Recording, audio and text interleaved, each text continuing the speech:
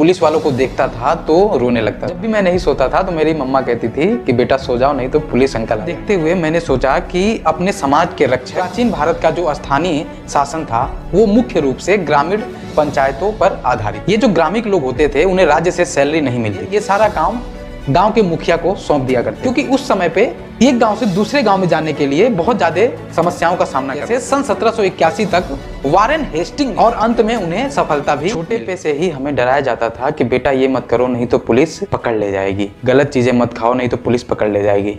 हमारे डर के लेवल को इतना बढ़ा दिया गया था कि मैं कहीं भी पुलिस वालों को देखता था तो रोने लगता था। कभी कभी तो मैं डर के भाग जाता था, जैसे मानो मैंने कोई अपराध किया हो, कोई चोरी की हो। जब भी मैं नहीं सोता था तो मेरी मम्मा कहती थी कि बेटा सो जाओ नहीं तो पुलिस अंकल आ जाएंगे। जोक सपाट दोस्तों, लेकिन ये बात सच है कि इतना डर, इतना भय, इतना पावर देखकर हमारे मन में ये आया था कि हमें पुलिस वाला ही बनना है। मेरे ही नहीं, अमूमन बहुत से लोगों के मन में ये आता है, बहुत से लोग ये डिसाइड करते हैं पुलिस के पावर को देखकर कि हमें पुलिस वाला बनना है। तो ये सब देखते हुए मैंने सोचा कि अपने समाज के रक्षक और जिनसे आपके बच्चे या हम बच्चे थे डरते थे उनके बारे में कुछ रिसर्च किया जाए, कुछ आपको बताया जाए। पुराने समय के इतिहास में पुलिस के स्थान पर दंडधारी शब्द का उल्लेख मिलता है। उस समय के दंडधारी को आज के समय में पुलिस ऑफिसर माना जा सकता है। दरअसल प्राचीन भारत का जो स्थानीय शासन था वो मुख्य रूप से ग्रामीण पंचायतों पर आधारित था। पूरे गांव का न्याय और शासन संबंधी कार्य ग्रामिक नाम के एक अधिकारी द्वारा संचालित किया जाता था।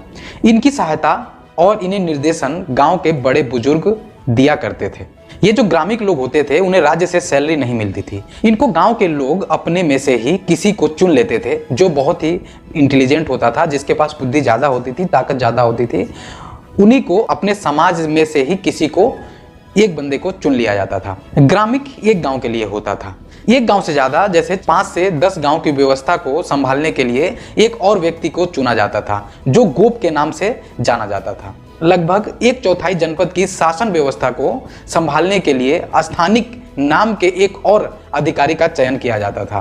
प्राचीन यूनानी इतिहासकारों ने लिखा है कि इन निर्वाचित ग्रामीण अधिकारियों द्वारा अपराधों की रोकथाम का कार्य सुचारू रूप से किया जा सकता था, जिसकी वजह से उनकी संरक्षण में जनता अपने व्यापार उद्योग बेफिक्र होकर बिना डरे किया करती थी। यह परंपरा आगे बढ़ता गया। ग्राम पंचायतों और ग्राम के स्थानीय अधिकारियों का उल्लेख सल्तनत और मुगल काल में भी देखने को मिलता है। मुगल काल में गांव के मुखिया मालगुजारी मतलब टैक्स होता है, एकत्र करने, झगड़ों का निपटारा कराने या गांव में शांति व्यवस्था बनी रहे, उसके लिए ये सारा काम गांव के मुखिया को सौंप दिया करते थे। और गांव के मुखिया निर्माण चौकीदारों की मदद से गांव में शांति व्यवस्था बनाए रखते थे।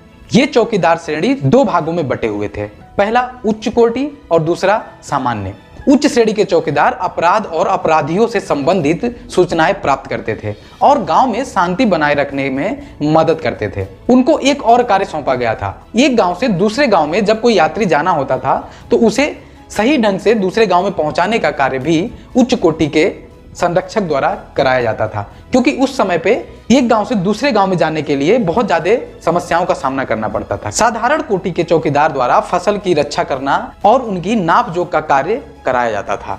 शासन की ओर से ग्रामीण क्षेत्रों की देखभाल फौजदार द्वारा और नागरिक क्षेत्रों की देखभाल कोतवाल के द्वारा की जाती थी। मुगलों के पतन के बाद भी ग्रामीण शासन की परंपरा चलती रही, लेकिन यह जरूर हुआ कि शासन की ओर से सिलेक्शन से अधिकारियों का पावर धीरे धीरे खत्म होता चला गया। सन 1765 में जब अंग्रेजों ने बंगाल की दीवानी हथिया ली, तब जनता का दायित्व पूर्ण रूप से अंग्रेजों के ऊपर आ गया, जिसकी वजह से सन 1781 तक वारेन हेस्टिंग ने फौजदार और ग्रामीण पुलिस की सहायता से पुलिस शासन की रूपरेखा बनाने के लिए प्रयोग करना शुरू कर दिया और अंत में उन्हें सफलता भी मिल गई। लॉर्ड कॉर्नवालिस को यह विश्वास था कि अपराधियों की रोकथाम और राज्य में शांति व्यवस्था बनाए रखने के लिए एक सैलरी बेस्ड एवं स्थानीय पुलिस दल की स्थापना आवश्यक है। इनके अस्थायी डिस्ट्रिक्ट मजिस्ट्रेटों को आदेश दिया गया कि हर एक जनपदों को अनेक पुलिस क्षेत्रों में बांट दिया जाए और प्रत्येक पुलिस क्षेत्र को दरोगा नामक अधिकारी के निरीक्षण में सौंप दिया जाए।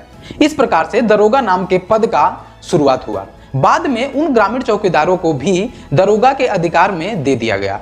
जो ग्रामीण चौकीदार पूरे राज्य की, पूरे गांव की देखरेख करते थे, उनको भी दरोगा के अंडर सौंप दिया गया। इस प्रकार मूलतः वर्तमान पुलिस प्रशासन की शुरुआत का जन्मदाता कॉर्नवालिस को माना जाता है। सन 1861 के पुलिस एक्ट के आधार पर पुलिस प्रशासन प्रत्येक प्रदेश में स्थापित है। इसके अंतर्गत प्रदेश में आईपीएस की अध्यक्षता में और डिप्टी इंस्पेक्टर के निरीक्षण में जनपदीय पुलिस शासन स्थापित है। प्रत्येक जनपद में सुप्रिंटेंडेंट ऑफ पुलिस के संचालन में पुलिस काम करती है। सन 1861 के एक्ट के अनुसार डीएम को जिले के अपराध संबंधी शासन का प्रमुख और उस रूप में डिस्ट्रिक्ट पुलिस के कार्यों का डायरेक्टर माना गया है।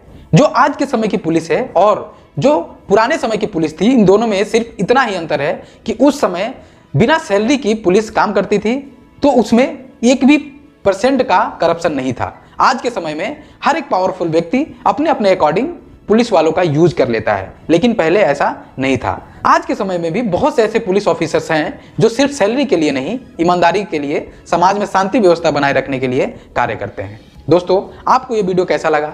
अगर ये जानकारी आपको अच्छी लगी हो, ये वीडियो आपको इन्फॉर्मेटिव लगा हो, तो चैनल को सब्सक्राइब करें और वीडियो को ज़्यादा से ज़्यादा लोगों तक शेयर करें। जय हिंद, नमस्कार।